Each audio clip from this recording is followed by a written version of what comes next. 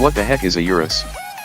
Sounds like a bear constellation in the Big Dipper, or some kind of tract infection. Technically, Urus refers to an extinct species of wild cattle that once inhabited Europe. Really, Lombo? You couldn't come up with anything better than that? I can do better than that off the top of my jet-lagged head. How about the Stomper, the Badger, or the Squealing Weasel? Any of those would be better than Urus. The irony is that Urus is just another name for Aurochs, which sounds better and at least capable of four-wheel drive. We should be thankful Lamborghini isn't a North American company, or we'd have Brahma, Angus and Hereford for names. But Lamborghinis apparently have to be named after European bulls, so you get an extinct species of wild cattle. It's too bad, because the Urus is an extraordinary vehicle, by the standards of SUVs or even by the standards of generic supercars. On the track, it feels as fast as anything with 4 wheels and 2 seats, even though the Urus can seat as many as 5. On the road, I could easily see living with this every day and hauling carpools or groceries with equal aplomb. There's even room in the back seats for tall torsoed adults. And it goes off-road a little. I'd love to take it skiing in some snow-covered mountains somewhere, maybe the Italian Dolomites. The only drawback, apart from that name, is the starting sticker price, $200,000 here in the US. Not even $199,995. But you've got that much cash laying around, right?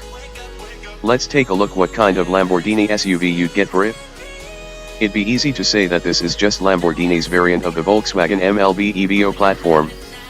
That'd be correct, but only up to a certain point. It does share some componentry with the Audi Q7, Porsche Cayenne and even the margin-stomping Bentley Bentayga. But each of those has managed to carve out an identity all its own, as will the Urus. The one chassis section they all share is the body structure from the windshield to the front wheels. That's so they can all use some version of the 4.0-liter Audi twin-turbo V8, or in the case of the Bentley, a W12. The rest of the big brute ute is more unique than shared. The Urus chassis is a combination of steel and aluminum, with the floor pan being all high-strength steel.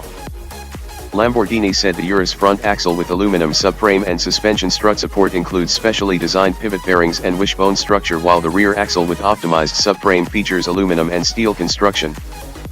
The engine and transmission mounts are all Lamborghini's design, said Chief Engineer Maurizio Regini, made to reduce the amount of vibration the engine transfers to the body. This ain't no shaker hood. Which is not to say it won't make power. Lots of power. Lamborghini's version of the V8 makes 641 HP and 627 lb-ft of torque. It shares the block, the oil pan and a few other parts with its stablemates, but it has its own twin-scroll turbos, cylinder heads, runners and powertrain calibration. The calibration is what took the most time, Regini said. The engine is mated to an 8-speed torque converter ZF automatic transmission completely specific for Lamborghini.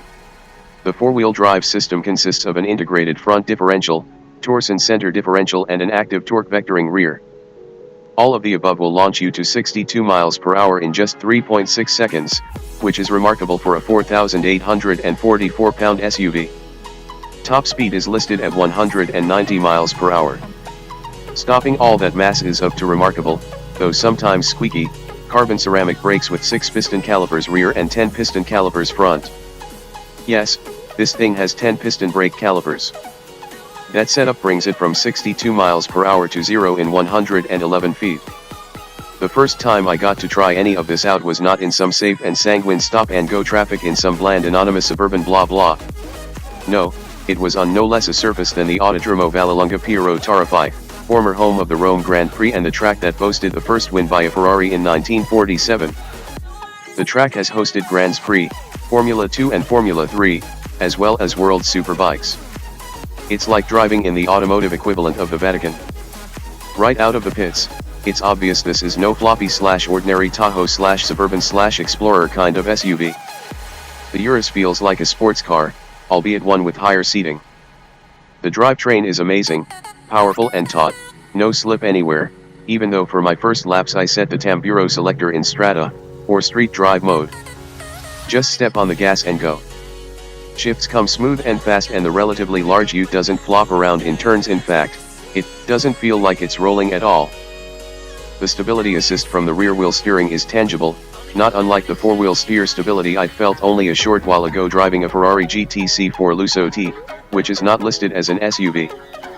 After a few of those laps, I switched to sport mode and the Urus was even better, with quicker shifts, louder exhaust and stiffer dampers. The surface of Vallelunga is as smooth as one of those big wooden pizza spatulas, so that helped, but there's no suggestion of looseness from any part of the Urus. On the last session, I put it in Corsa, or track mode, and it cranks the performance up to maximum, with power that smooshes you back in the seat and shifts that softly but firmly bang up and down the gears. I shifted myself with the paddles at first, but after a while I just let the transmission algorithm do the work. It anticipates what you need and then does it. On track, the Urus doesn't feel like an SUV except, as I said, you're seated higher. I had just the week before spent a day driving through the Santa Monica Mountains above Malibu in the new Aventador S Roadster. Yes, it is a tough life, and I can honestly say that I was more comfortable and just about as quick in the Urus. At a curb weight of 4,844 pounds, the Urus has a weight-to-power ratio of 7.4 pounds per HP, which is, indeed, supercar territory. Off-road, the Urus is less impressive. The Urus airbag suspension can change ride height from 6.2 to 9.8 inches. There is a drive mode called Terra which is supposed to stand for gravel, but while trying to power slide the Raging Bull along a graded course outside the Vallelungan pavement, Terra shut everything down almost immediately and all I could do was sort of limp through the corners. This, despite the fact that the Uri on the dirt course had Pirelli Scorpions instead of the road course Uri's Pirelli courses. And even with the fact that the torque vectoring could send up to 75% of torque to the outside wheel, the Bull just wasn't fun in the dirt. At least I didn't have fun in the 2 laps I got. The Italian instructor in the passenger seat said to add the power at the end of the turn and then you could get some wheel spin. So I tried that and you could, but not enough to have actual fun. Later, he did a lap with me in the passenger seat and he was better at getting the thing around the course by, indeed, hitting the gas at the exit of the turn. Bottom line, the Urus is generally no fun as a rally car. Unless you can maybe switch everything off and just wail, but in the brief interlude that I was on the dirt, I was not sure you could do even that. Plus, rocks kept accumulating in the brake calipers and rattling around. Maybe it would be more fun in snow, but alas, it was 74 degrees out. Lastly, I and an Italian journalist from Turin who spoke about as much English as I spoke Italian took the Urus out for a lap of Lago di Bracciano, a tourist draw the road around which was packed with Roman weekenders who were in no hurry to get anywhere. Non importa, the Urus proved itself to be a perfectly comfortable low-speed cruiser. As I said, it could easily be a daily driver for a fairly boring suburban day-after-day existence. And if it just so happens that you live near a racetrack, well, you could have fun there, too. What about the rest of its VW Group stablemates?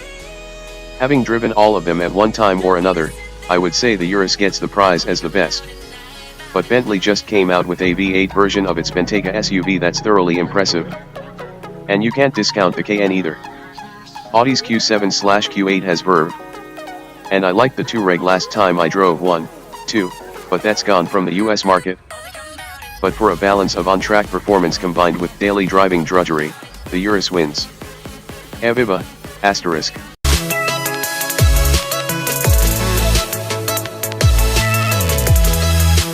Don't forget to subscribe here.